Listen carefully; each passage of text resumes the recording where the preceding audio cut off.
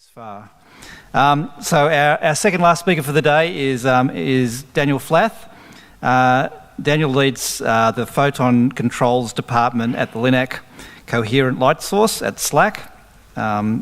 He is also the Systems Manager for Control Systems at the LCLS-II X-ray Transport and Experimental Systems, and for the LCLS-II Scientific Instruments. Thanks, Dan. Thanks, Nicholas. All right.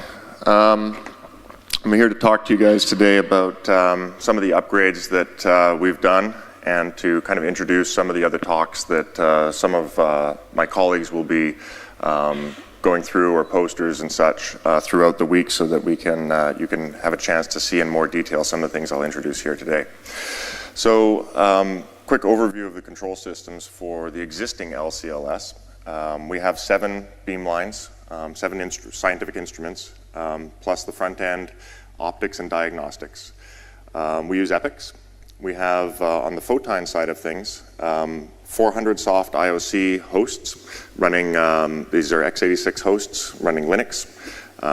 We have 10 remaining hard IOC machines.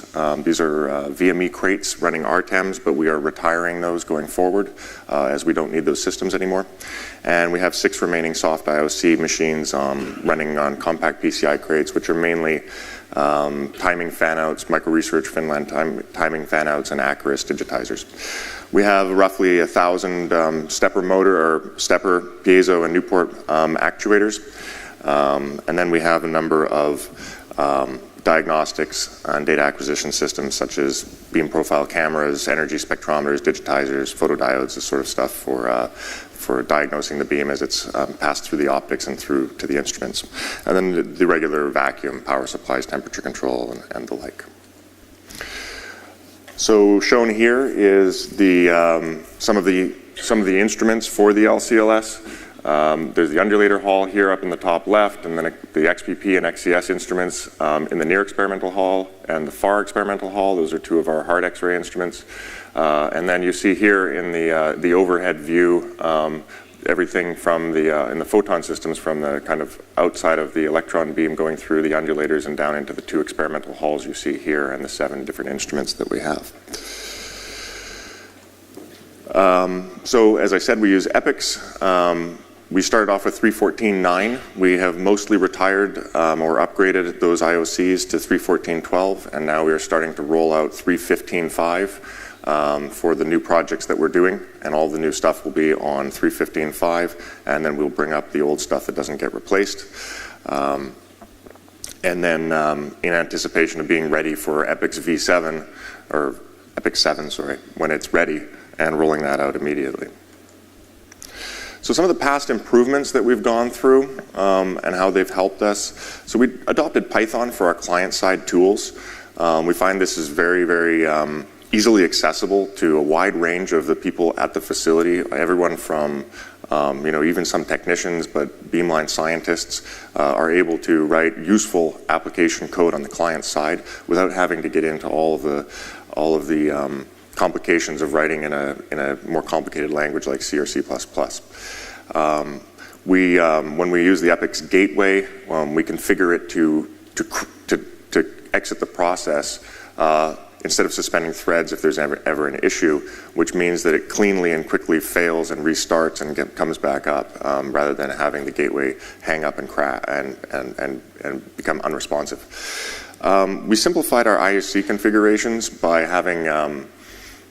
writing a kind of a simpler language by which you can define IOCs, kind of a templated macro substitution language that's built with the make tools, which really simplifies.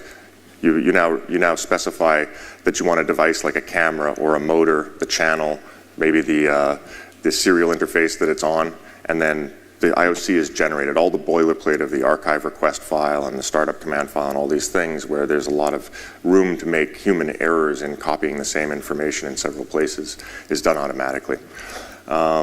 We have a parameter database that records all of the positions or the settings for complicated devices such as motors that have lots of parameters, and that's helped us a lot with reliability and moving configurations from one instrument to the next if a scientific experiment comes back and moves from one to the other. In-house, we developed an IPython-based beamline control system, something kind of like SPEC. This has been quite successful, and the scientists love to use it to drive several of the hard X-ray instruments, and they can contribute code to it and make macros and do really useful things on the beamline with it very quickly. And then we've, over the last couple of years, migrated all of our camera systems on the control side of things into the area detector regime, and this has just been great in terms of having to maintain a lot less client-side software and the configurations for different kinds of PVs. We had several different camera IOC servers in the past, so that's been a great improvement as well.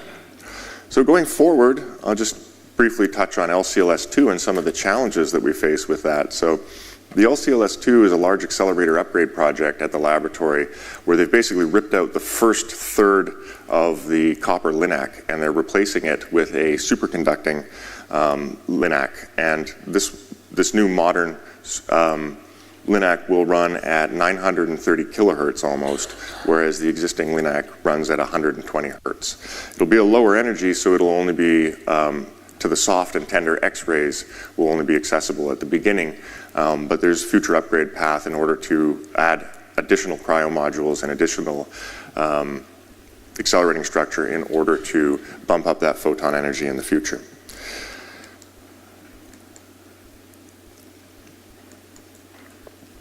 So for LCLS-II, in order to use that new Linac and the beam that it'll produce, we need new instrumentation. So we need to upgrade the instruments for several reasons, one of which is just that the new beam is so powerful that it will melt a lot of the diagnostics that we have and destroy them. And also in order to make higher repetition rate detector systems and instrumentation capable of utilizing the new capabilities of that machine. We are in the process of developing 3 new instruments. They will replace what are 2 existing instruments and then utilize space in the upstairs of the near experimental hall. So there's some complications that come along with this as well. There's complicated optical systems, mirrors, grazing instance mirrors, which translate and deflect to a grating monochromator, which bounces the beam, a double bounce up into the upstairs of the facility in order to make use of additional room that was up there that was lab space before.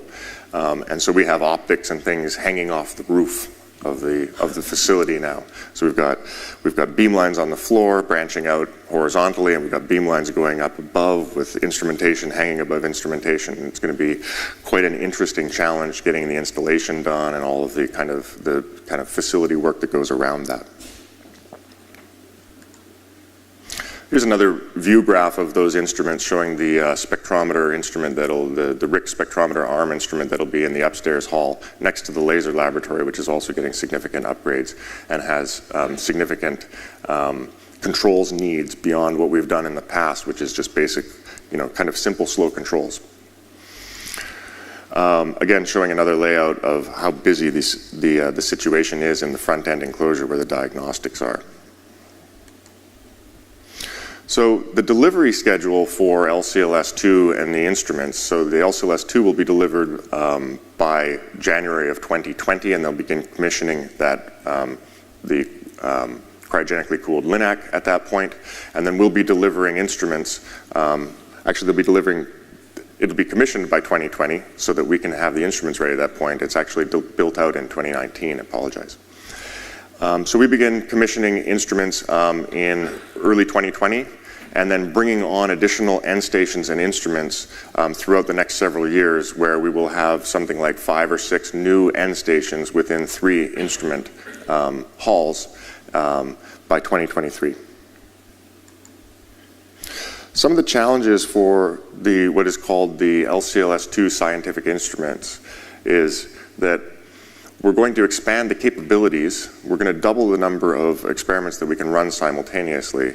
Having a linear accelerator and a linear machine provides one set of X-rays that you can use at any time. You just have a single source. But we're doubling the number of sources. We'll now have a dedicated hard X-ray source and a dedicated soft X-ray source with 2 undulator lines. So we can run at least twice the capacity that we were able to do before. But the funding agency isn't going to double our budget in terms of the operational staff that we'll have to apply to these efforts. And so we have to be very creative with how we build out the control systems for these new instruments. So we have been challenged by the leadership of the facility to kind of ramp up our efforts and kind of bring new technologies to the table. This includes automation of things. So X-ray beam delivery, both alignment and focus of KB mirrors to the sample will be automated. It will be done by a computer. The delivery of the pump laser to be coincident on the sample with the X-ray beam will also be automated. And that's a very challenging task because we go through several, a dozen stacks of optics in order to steer the beam, the laser beam, from the hall upstairs down to any one of the instruments. And then also drift control of the timing for the pump laser to keep that nice and tight.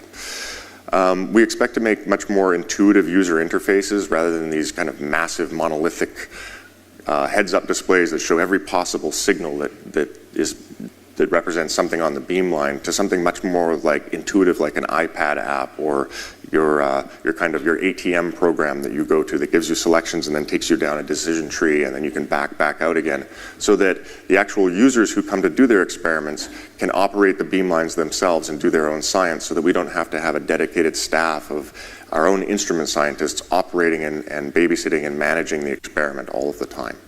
But that'll include upgraded systems for access control and security to prevent users from doing things that they shouldn't. And then we've been challenged to increase the robustness and the uptime and the delivery of these systems as well, which will require things like strict configuration control and other tools that we don't actually have at the moment, but we need to develop. Just touching on the operational efficiency, the improvements that we've been able to make. So since 2014, the LCLS as a facility has increased the throughput of scientific experiments by 72%, while bringing down the cost of operations at the simultaneously by 21%.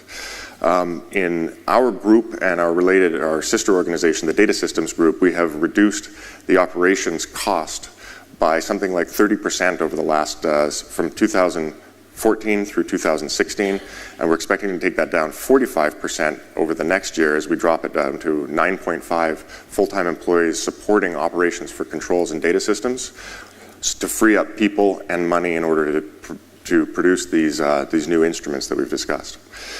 So I'll just go through some future improvements that we're planning. We're moving everything from Red Hat Enterprise Linux 5 to 7. We're moving our compact PCI and VME platforms to the SLAC Common Platform, which is an ATCA-based system, and then moving from 3.14 to 3.15 to eventually 7 in EPICS, and then upgrading things like our user interfaces from EDM to PyDM, which is a new system developed at SLAC, and then increasing things like installation density because rack space is going away as they put more and more instrumentation into the halls. We have some collaborative endeavors inside SLAC. We've kind of rationalized our efforts of controls development between the various groups and have a roadmap forward, which includes re-engaging more strongly with the EPICS community to share development. And then with some of the tools we're adopting, we're replacing our Beamline Python with the Blue Sky and OFID package from the NSLS-II. And hoping that they will adopt our PyDM package as well, and that we'll do co-development on those things. So some related presentations and posters that I'll leave you with. So Matt Gibbs will be presenting a poster and live demo on Thursday of PyDM. I really urge you to go take a peek at that. I think it's a really great system. Has a lot of potential, and we're starting to roll it out ourselves. There's a couple of presentations from Teddy and Abdullah on Wednesday. By Teddy, he's got a talk, and then Abdullah on Thursday has a poster on some of the automation endeavors that we've undertaken already in steering optics and things like this. And then Alex will be talking about EtherCAT simulation of vacuum ahead of installation, so you can debug all your PLC code in the office before you deploy the whole thing, and then you're crushed for time in your installation. And then Bruce and Debbie also have posters on Thursday about a Git workflow from Bruce and about and discussing the roadmap and the schedule for that and the kinds of things that we're doing as a institution with EPICS going forward by Debbie on Thursday as well. And then I'll take it to questions and leave up a slide with some positions that we have available if there's anyone interested in contributing to the efforts I've described.